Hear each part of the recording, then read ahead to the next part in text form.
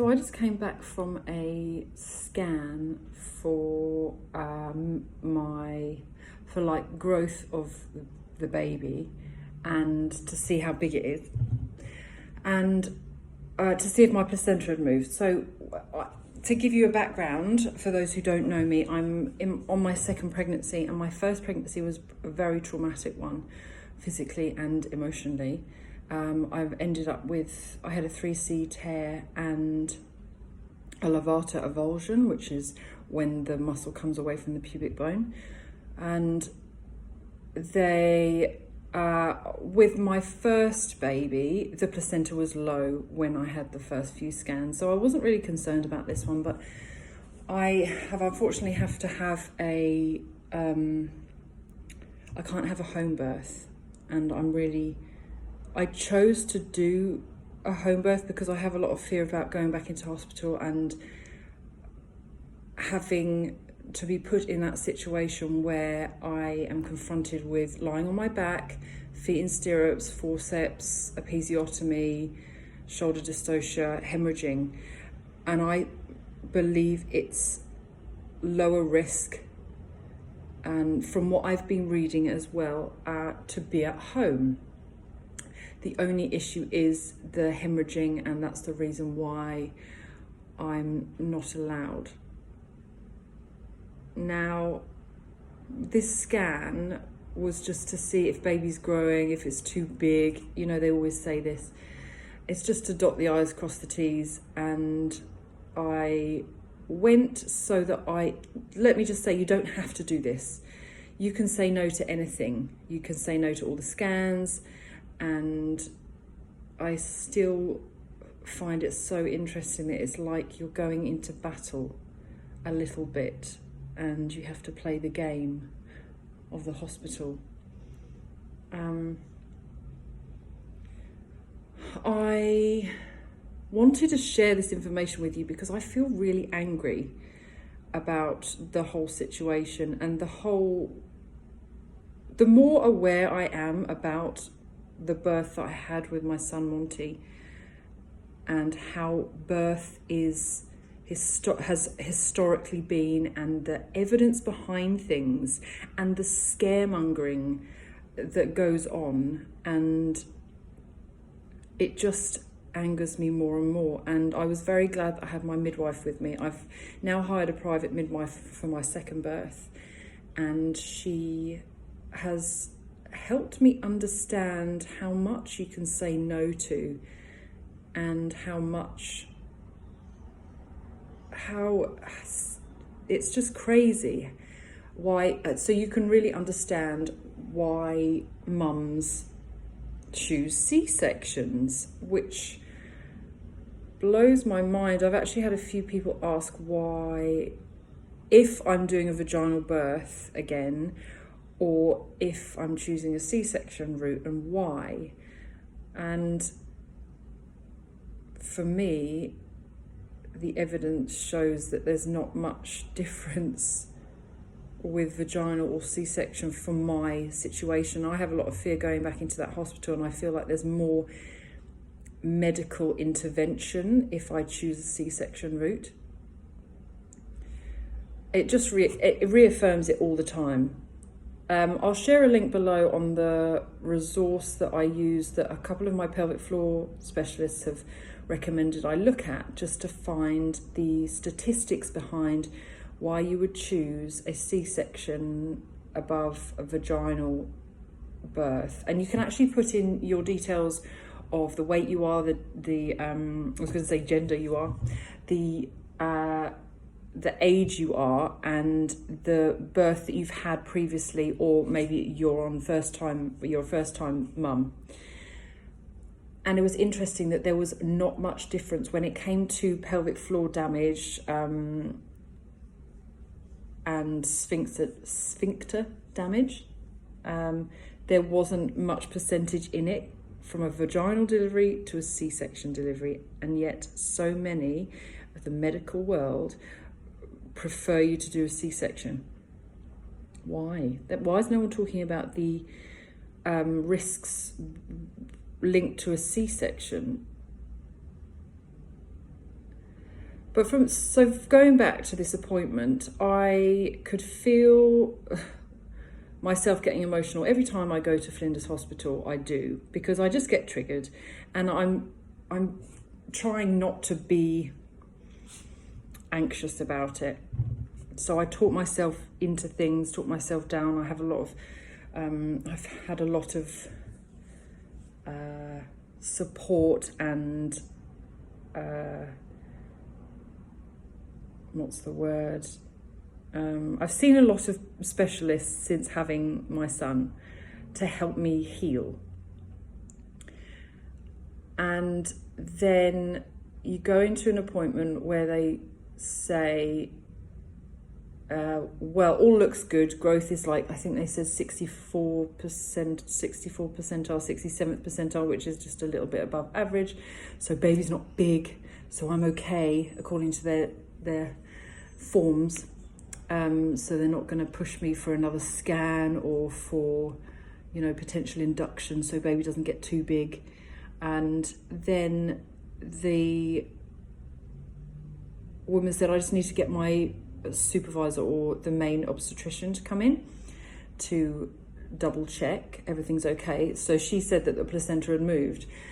So she came in and said, we need to do an internal because we need to double check that the placenta has moved.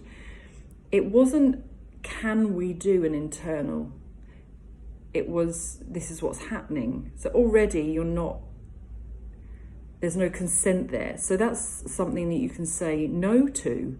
If you don't want an internal assessment, you don't have to. And I just, now that I know things from my midwife, I just said, this girl said that the placenta had moved, so what was the reason for the internal? Is it necessary?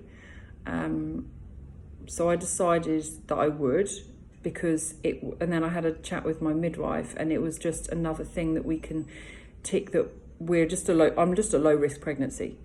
And I felt myself getting triggered because I was then going to have to be on my back, legs spread, and it was back in Flinders in that situation. But then you just bring yourself down. I'm able to bring myself down out of it and just know this is an internal assessment. I've had this done with my pelvic floor physio. I think because it was just, I didn't know that this was going to happen. And I wanted to know if it had definitely moved, just so that there wasn't going to be, if I was to bleed, then they wouldn't be concerned that it was the placenta. So had that done, signed a consent form, and then after that had been fine, the placenta had moved, the woman, the obstetrician, came in after I had an appointment with her a couple of weeks ago. She had said to me, I don't see any reason why you'd need a C-section, you can go for a vaginal.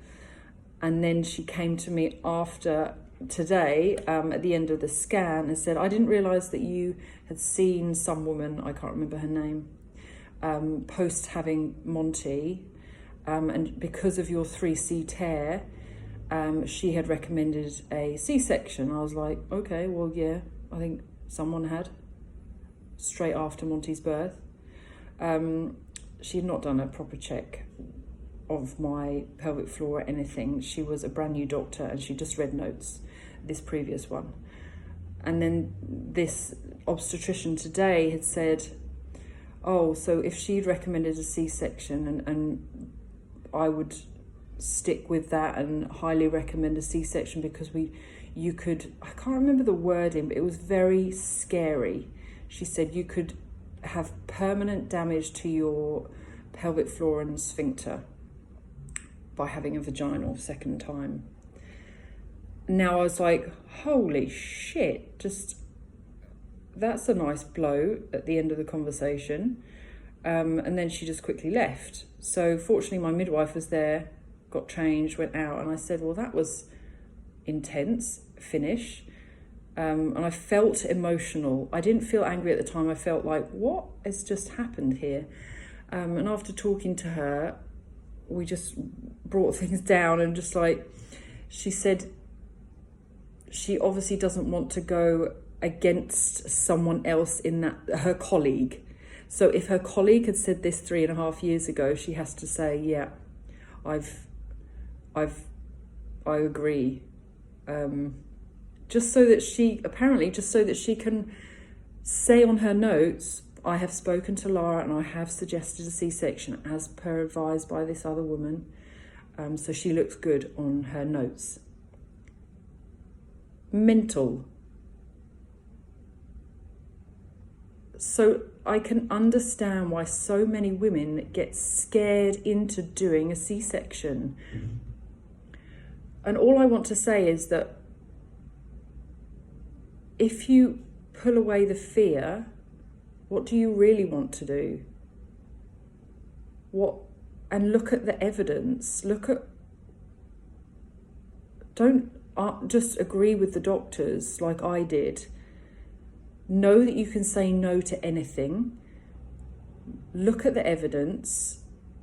Ask more information. Speak to... There's an amazing Facebook group called Adelaide Birth Network. And they've got so many doulas and midwives and birthing specialists on there. Ask questions and just don't go with the first thing that someone says to you. Go with your gut. And yeah, I just want every mother to know this, that they have options. And don't just choose the route that someone has feared you into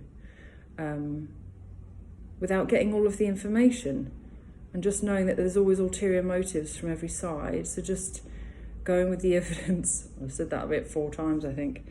And knowing you can say no to things. I'm listening to this book, just to end, called Reclaiming Childbirth by Dr. Rachel Reed. It goes through the history of birth, how things have changed across the years, the science behind things, how the body works, and it has really helped me feel empowered about my body and my ability to birth. And I would like everyone to read this book and hear it before they make any decisions. And I'll share that link about the pelvic floor risks, so you can put that in for yourself, and then you'll know what the risks are for you for vaginal compared to C-section. And if you do have any other questions, I'm here. I just want everyone to feel empowered and not feel traumatized from a birth, and just to make the right decision for you, not for anyone else, and not get scared into things.